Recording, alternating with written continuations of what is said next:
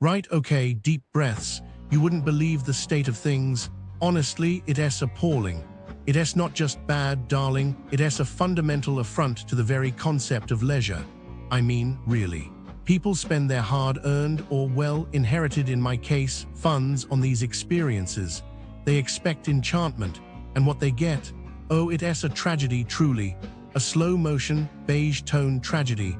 I need you to understand this. This isn't about a slightly lukewarm cappuccino.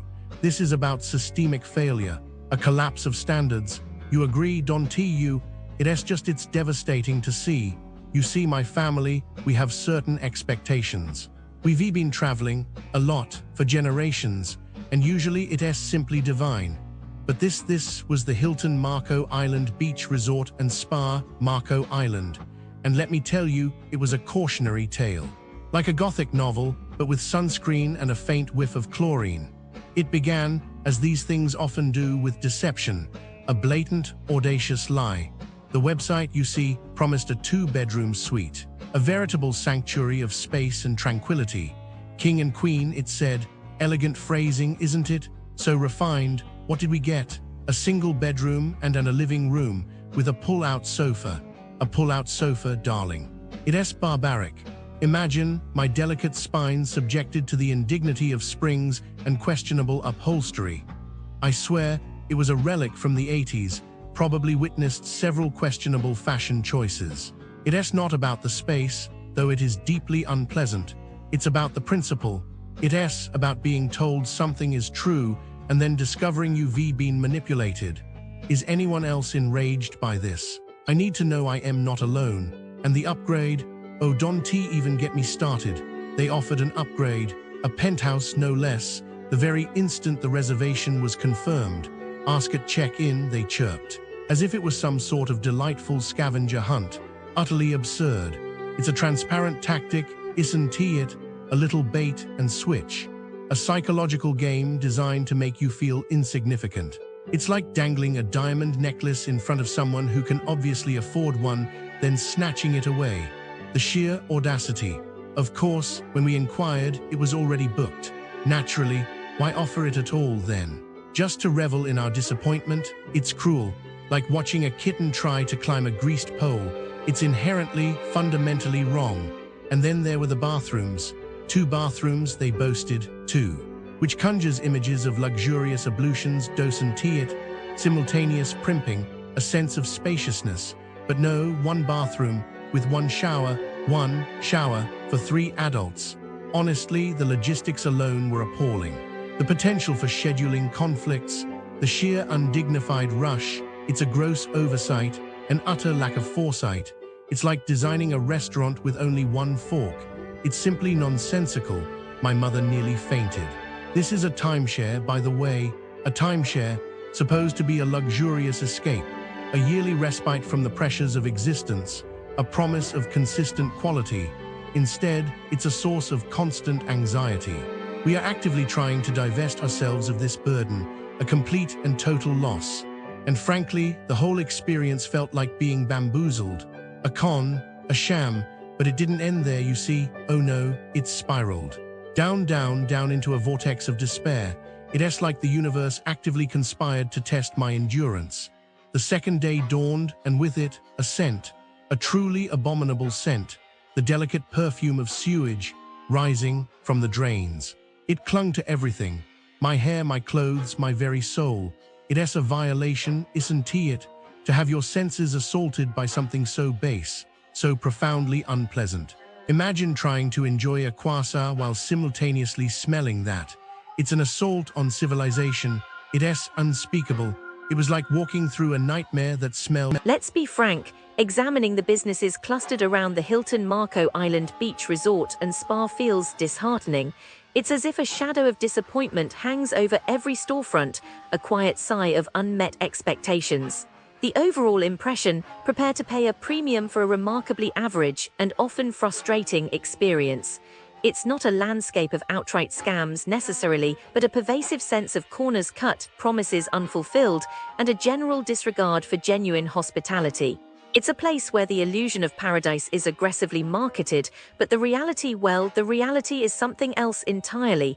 Let's start with Marco Walk Plaza. It's peculiar. The businesses here collectively seem to operate under the assumption that an abundance of police presence equates to safety, rather than, perhaps, reflecting underlying issues. Several people pointed out a constant patrol and even officers parking in fire zones. It feels less like a welcoming community hub and more like a place where one might be scrutinized for simply existing. Then there's the general decay. Needs a facelift was a recurring sentiment, indicating a noticeable decline. It appears to be slowly transforming into an enclave for the wealthy, a realization that many found genuinely sad, suggesting a loss of local character. But the most consistent complaint, parking, apparently finding a space is akin to winning the lottery.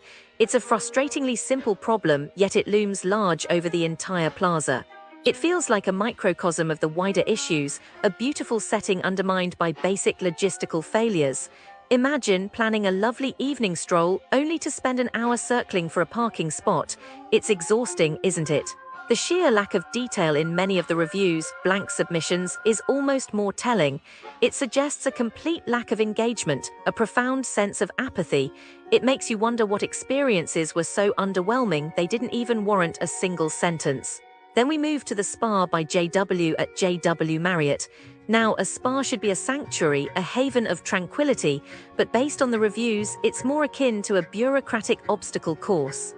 Repeatedly, people described being turned away despite having confirmed appointments, being told they couldn't access the facilities even when simply wanting to use the sauna, not even receive a treatment. It's a level of inefficiency that's genuinely baffling.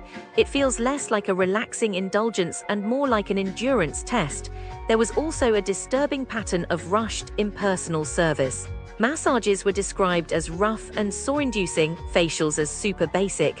One person was essentially given a dab of product on their lip and expected to apply it themselves, a dab, and then told to take your time. The sheer audacity, it's a display of breathtaking indifference.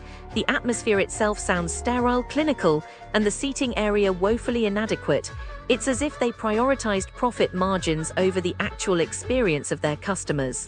It evokes a feeling of being treated like a number, not a valued guest. It's deeply unsettling, honestly. I felt a pang of sympathy for those hoping for a peaceful retreat and instead found themselves navigating a labyrinth of disappointment. Let's talk about dining. Thai sushi by KJ is a minefield. The stories are genuinely alarming. Hair in the fried rice, charges mysteriously appearing on bank statements, inconsistent pricing depending on the time of day. It's a tapestry of questionable practices.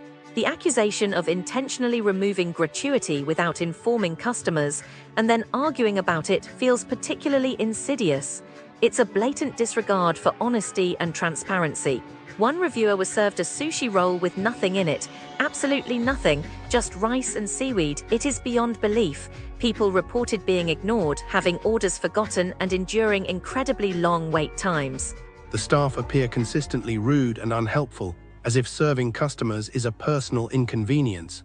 It conjures images of a restaurant desperately clinging to survival, sacrificing integrity for short-term gains.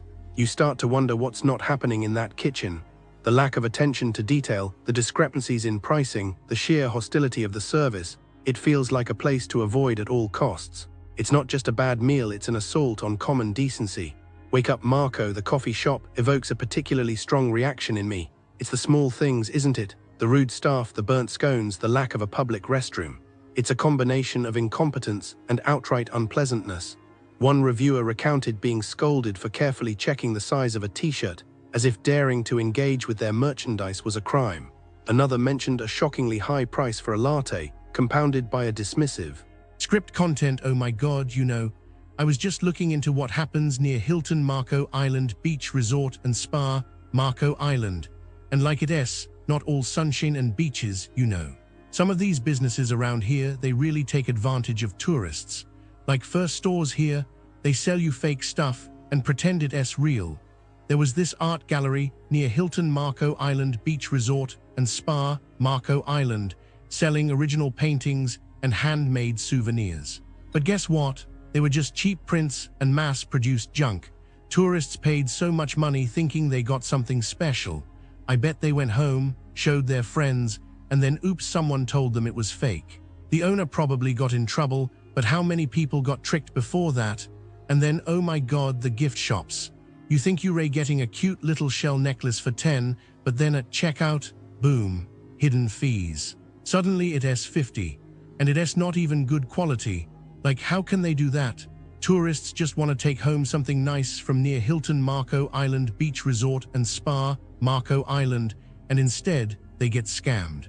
I bet some of them didn't even notice until later. Oh, and don't even get me started on the food shops.